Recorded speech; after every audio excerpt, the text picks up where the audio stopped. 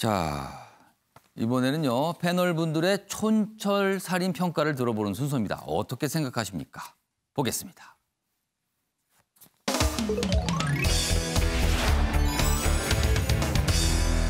오늘 어떻게 생각하십니까? 주제는요, 이런 내용입니다. 승진 때는 군복무 우대 없애라. 이런 지시가 정부 내에서 내려졌다고 합니다. 논란입니다, 지금요. 두 가지 기사가 준비되어 있습니다. 기재부, 정부 부처 오늘 기재부 얘기 참 많이 나옵니다, 지금요. 앞서서 나왔는데. 기재부, 공공기관 승진 심사 때 군필자 우대 조항 전부 없애라. 이런 지시를 했답니다. 340개 기관에 공문을 내렸다. 이거 역차별 아닙니까? 군복무한 거 지금까지 어떤 대우를 받았는데. 그러니까 군복무하면 군복무 기간이 있잖아요. 그 기간 동안 사실 근무를 한 걸로 간주가 되죠. 호봉 처리할 등에. 그 승진에도 영향을 미칩니다. 지금까지 그랬어요. 근데 이거 없애라고 했다는 겁니다. 다음 기사 보겠습니다. 군 경력 인정이 남녀 차별인가? 기재부가 불지핀 차별 논란입니다. 여기 좀 더 보겠습니다. 부사관 그리고 장교 출신 여성도 불만이다. 이 여성분들은 그 승진 때 요 우대를 받았거든요. 근데 이번에 빠지게 되죠. 만약에 이게 적용이 된다면. 그리고 군복무 남성은 따지고 보면 정년서 역차별 아닙니까? 늦게 들어가는데. 또 이런 얘기가 나오는 거예요. 정년은 그대로인데 2년 더 늘어났으니까 빨리 끝날 거 아닙니까? 이런 얘기입니다. 기재부 공문에 공기업 화들짝. 심사 기준 수정하고 지금 뭔가 급하게 움직이고 있다는 거죠. 기재부 군 복무 경력 호봉 인정. 승진까지 반영은 과도하다. 그러니까 호봉은 괜찮은데 승진까지는 과도하다. 그래서 이번에 이런 공문을 내린 거다. 이런 설명이 있습니다만 이게 또 갑론을박입니다. 지금요. 자, 그럼 또 이 얘기 지금부터 좀 해보겠습니다. 윤교욱 의원께서는 어떻게 보셨습니까? 예, 저는 우대까지는 할 필요는 없다. 그러나 배려는 해야 된다. 우대와 배려는 분명히 개념이 좀 다르다고 봅니다.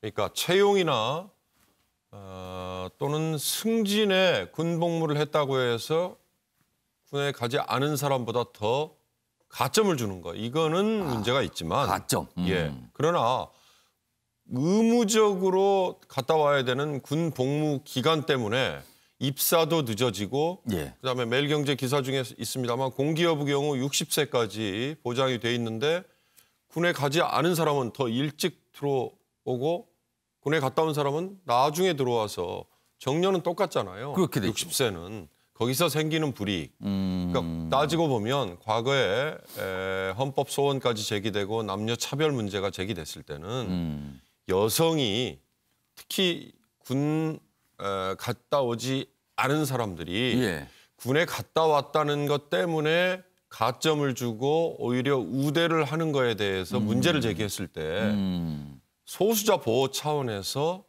헌법 소원이 받아들여졌죠. 그러나 헌법 소원을 포함해서 헌법 해석은 시대 상황이 바뀌는 것들 이게 반영이 돼야 된다고 봅니다. 지금은요.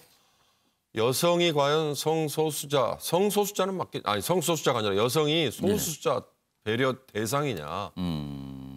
부분적으로 그럴 수 있습니다만 이미 공개채용 시험만을 통해서 보는 공개채용에서는 이미 여성들이 오히려 더 남성들을 압도하고 있는 곳들이 많지 않습니까? 그러니까 그런 상황에서 여성이라고 해서 그런 것까지도 배려를 해야 된다. 이런 건 이미 깨졌잖아요. 저는 마찬가지로 군 경력도 본인이 선택을 해서 부사관이나 또는 장교로 오랫동안 복무를 한 사람에게 그 기간만큼 고스란히 다 인정을 해줘라. 이건 전 그건 회사마다 그건 선택에 맡겨야 된다고 보지만요.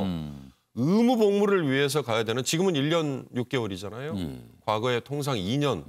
이거에 관해서는 배려는 할 필요가 있다. 연봉이라든지 아니면 기타 다른 방식으로. 그건 당신이 갔다 온 거니까 당신의 사정이다라고 깡그리 무시해 버린다는 거는 이건 지금 오히려 소수자를 배려할 때처럼 지금은 반대의 상황이다. 그래서 저는 우대는 아니라도 배려는 할 필요가 있다 이런 생각입니다. 그러니까 이번에 승진의 군 복무기간, 그러니까 의무 복무기간이잖아요. 이거를 반영을 하고 있었어요. 근데 이번에 반영하지 말라고 지시가 된 거예요. 이 부분입니다. 지금. 윤기찬 변호사는 어떻게 생각하십니까?